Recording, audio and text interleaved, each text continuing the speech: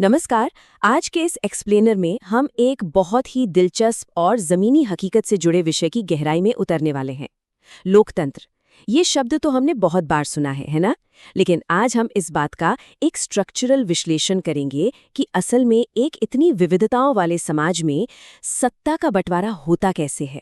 मतलब अलग अलग सामाजिक समूहों के बीच पावर शेयरिंग का ये पूरा सिस्टम काम कैसे करता है। चलिए सीधा मुद्दे पर आते हैं। शुरुआत करते हैं अब्राहम लिंकन की इस बेहद मशहूर कोट से। लोकतंत्र जनता का, जनता के द्वारा और जनता के लिए शासन है। ये बात तो हम बचपन से सुनते आ रहे हैं। इससे एक बात बिल्कुल साफ हो जाती है कि अल्टीमेट पावर यानी असली ताकत जनता के ही हाथ में है। लेकिन जरा सोचिए, जब ये जनता इतने अलग अलग बैकग्राउंड्स, भाषाओं और संस्कृतियों से आती हो तो ये शासन प्रैक्टिकली कैसे चलता है? यही तो आज की हमारी इस चर्चा का असली कोर है। तो आज के इस एक्सप्लेनर को हम 4 मुख्य हिस्सों में बांटकर समझेंगे। सबसे पहले बात करेंगे लोकतंत्र के कोर की, फिर समझेंगे कि ये सामाजिक विभाजन यानी सोशल डिविजन्स को कैसे नेविगेट करता है। इसके बाद धर्म, जाति और जेंडर के कॉम्प्लेक्स डायनामिक्स पर नजर डालेंगे और अंत में समझेंगे कि सत्ता की साझेदारी यानी पावर शेयरिंग इतनी जरूरी क्यों है। तो चलिए सीधे अपने पहले हिस्से की तरफ बढ़ते हैं, लोकतंत्र का मूल। देखते हैं कि इसका बेसिक स्ट्रक्चर आखिर काम कैसे करता है। अब देखिए, लोकतंत्र मुख्य रूप से 2 तरह का होता है, डायरेक्ट और इनडायरेक्ट। डायरेक्ट डेमोक्रेसी में, जैसे कि स्विट्जरलैंड का उदाहरण ले लें, वहां नागरिक सीधे तौर पर नियम कानून बनाने में हिस्सा लेते हैं, एकदम डायरेक्ट। लेकिन अब सोचिए भारत जैसे विशाल देश के बारे में। यहाँ इनडायरेक्ट डेमोक्रेसी है। हम नागरिक सीधे कानून नहीं बनाते, बल्कि अपने प्रतिनिधि यानी रिप्रेजेंटेटिव्स चुनते हैं, जो हमारी तरफ से सरकार बनाते हैं और फैसले लेते हैं। और इसी इनडायरेक्ट डेमोक्रेसी की धुरी है ये नंबर 543। भारत में हम लोकसभा के लिए 543 सांसदों को चुनकर संसद भेजते हैं। जिस भी राजनीतिक दल को इनमें से सबसे ज्यादा सीटें मिलती हैं, वो बहुमत साबित करके सरकार बना लेता है। मतलब इतनी बड़ी आबादी की आवाज को एक सिस्टमैटिक तरीके से संसद तक पहुंचाने का ये एक बेहतरीन तरीका है। अब आते हैं दूसरे अहम पड़ाव पर, सामाजिक विभाजन यानी सोशल डिविजन्स। थ्योरी तो समझ ली, लेकिन प्रैक्टिकल लाइफ में विविधताओं को संभालना इतना आसान नहीं होता। समाज में जो ये डाइवर्सिटी है ना, ये कई अलग अलग लेयर्स में होती है। भाषा, क्षेत्र, जाति, धर्म, जेंडर, संस्कृति या फिर नस्ल, ये सब विविधता के आधार हैं।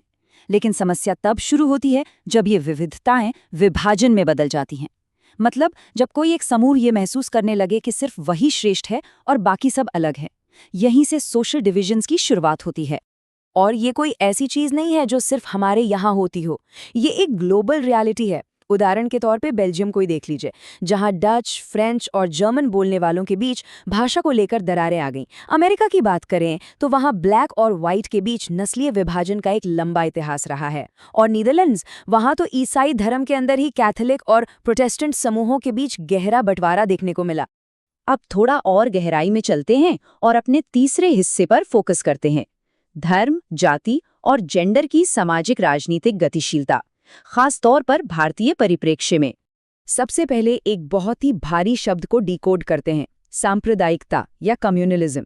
ये बेसिकली वो सोच है जहां इंसान को लगने लगता है कि उसका धर्म ही सबसे ऊपर है, और अक्सर राजनीति में इसका इस्तेमाल लोगों को बांटने के लिए एक टूल की तरह किया जाता है। पर जरा सोचिए, अगर किसी मोहल्ले में आग लग जाए तो क्या कोई ये पूछने जाता है कि पड़ोसी का धर्म क्या है? बिल्कुल नहीं। इंसानी फितरत तो मदद करने की होती है, लेकिन राजनीतिक फायदों के लिए इसी धार्मिक पहचान का इस्तेमाल एक हथियार की तरह कर लिया जाता है। अब बात करते हैं कास्ट या जातिगत विभाजन की। इसकी जड़ों को समझने के लिए हमें इतिहास की इस वर्ण व्यवस्था को देखना होगा।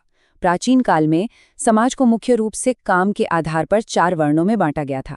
ब्राह्मण जो पंडित और विद्वान थे, क्षत्रिय जो शासक और योद्धा थे, वैश्य जो व्यापार करते थे, और शूद्र जो मजदूर या किसान थे।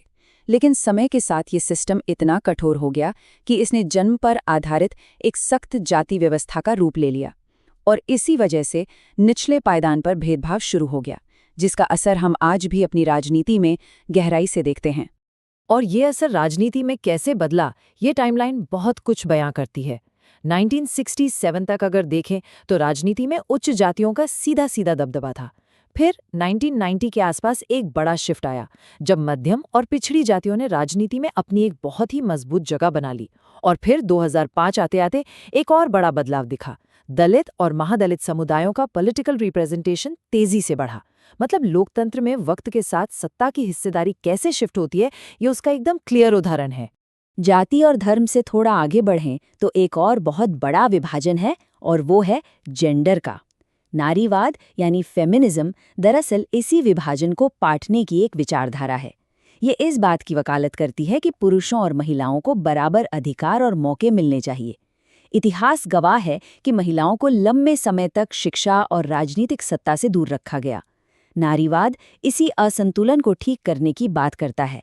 लेकिन कागजों से निकलकर जरा जमीनी हकीकत देखिए। सिर्फ 10.2% भारत की 16वीं लोकसभा में महिलाओं का प्रतिनिधित्व महज 10.2% था।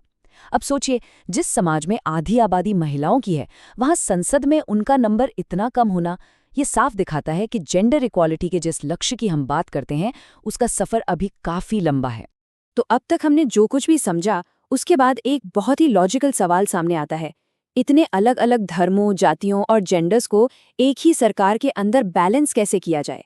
क्योंकि जाहिर है, अगर किसी एक समूह का कब्जा हो गया तो टकराव तो होना ही है। इसका आखिर हल क्या है? यही एंट्री होती है हमारे चौथे और आखिरी हिस्से की, सत्ता की साझेदारी, यानी पावर शेयरिंग की असल जरूरत। इस टकराव को रोकने के लिए भारतीय संविधान ने हमें कुछ बहुत ही मजबूत कानूनी सुरक्षा कवच दिए हैं। जैसे आर्टिकल 15 साफ कहता है कि धर्म, नस्ल, जाति या लिंग के आधार पर कोई भेदभाव नहीं होगा। आर्टिकल 16 सबको समान अवसर यानी इक्वल अपॉर्चुनिटी की गारंटी देता है। आर्टिकल 17 ने ऐतिहासिक रूप से चली आ रही छुआछूत को पूरी तरह बैन कर दिया। और आर्टिकल 19 देश के हर नागरिक को कहीं भी जाने और कोई भी पेशा चुनने की आज़ादी देता है। ये कोई सिर्फ नियम नहीं है, ये एक समान समाज बनाने के टूल्स हैं। और जब बात धर्म की आती है तो हमारा संविधान सांप्रदायिकता के एकदम उलट जाकर धर्मनिरपेक्षता यानी सेक्युलरिज्म का रास्ता अपनाता है। भारत एक सेक्युलर देश है, जिसका सीधा सा मतलब है कि राज्य या सरकार का अपना कोई नेशनल धर्म नहीं है। राज्य सभी धर्मों के प्रति न्यूट्रल है और सबको बराबर सम्मान देता है। यही वो चीज़ है जो किसी एक धर्म को पॉलिटिकली हावी होने से रोकती है। अब अगर इसे शुद्ध राजनीतिक चश्मे से देखें तो पावर शेयरिंग का सबसे प्रैक्टिकल तरीका क्या है? वो है गठबंधन सरकार यानी कोएलिशन गवर्नमेंट। जब चुनाव में किसी भी एक सिंगल पार्टी को मेजॉरिटी नहीं मिलती तो दो या उससे ज्यादा पार्टियां मिलकर हाथ मिला लेती हैं और सरकार चलाती हैं। इससे होता ये है कि अलग अलग विचारधाराओं और अलग अलग समूहों के लोगों को सरकार में अपनी आवाज और हिस्सेदारी मिल जाती है। ये काम कैसे करता है? बहुत ही सिंपल स्टेप्स में समझते हैं। पहले पार्टियां चुनाव लड़ती हैं। अगर स्पष्ट बहुमत नहीं मिलता तो वे एक दूसरे के साथ मिलकर अलायंस या गठबंधन बनाती हैं। फिर सरकार चलाने के लिए अलग अलग मंत्रालयों को आपस में बांट लिया जाता है। इस एक्सप्लेनर के सोर्स मटेरियल में बिहार की राजनीति का बड़ा ही क्लासिक उदाहरण है। वहां आरजेडी, जेडीयू और बीजेपी जैसी पार्टियों ने राजनीतिक समीकरणों के हिसाब से कभी इसके साथ तो कभी उसके साथ मिलकर सरकारें बनाई। ये एक तरह से सत्ता को शेयर करने का बहुत बड़ा समझौता ही तो है। तो अगर इन सारे डॉट्स को हम कनेक्ट करें तो निष्कर्ष बिल्कुल शीशे की तरह साफ है। पावर शेयरिंग ही किसी भी स्टेबल डेमोक्रेसी की रीढ़ की हड्डी है। जब पावर किसी एक जाति, किसी एक धर्म या समूह के हाथ में सिमट कर नहीं रहती, बल्कि समाज के हर एक वर्ग को शासन की टेबल पर जगह मिलती है, बस तभी एक देश में सच्ची शांति और स्थिरता कायम रह सकती है। इस एक्सप्लेने के आखिर में हमारे सामने एक बहुत ही गहरा सवाल रह जाता है। अगर लोकतंत्र के जिंदा रहने के लिए सत्ता की साझेदारी इतनी ही जरूरी है, तो हम एक समाज के तौर पर ये कैसे पक्का करें कि हाशिए पर खड़े हर एक व्यक्ति को, हर उस आवाज को जो अब तक दबाई गई है, वो इस सत्ता की टेबल पर अपनी जगह बना पाए। प्रतिनिधित्व का ये जो सफर है ना, बस इसे समझना ही लोकतंत्र के भविष्य को समझना है। इसी विचारोत्तेजक सवाल के साथ आज की इस चर्चा में जुड़ने के लिए बहुत बहुत धन्यवाद।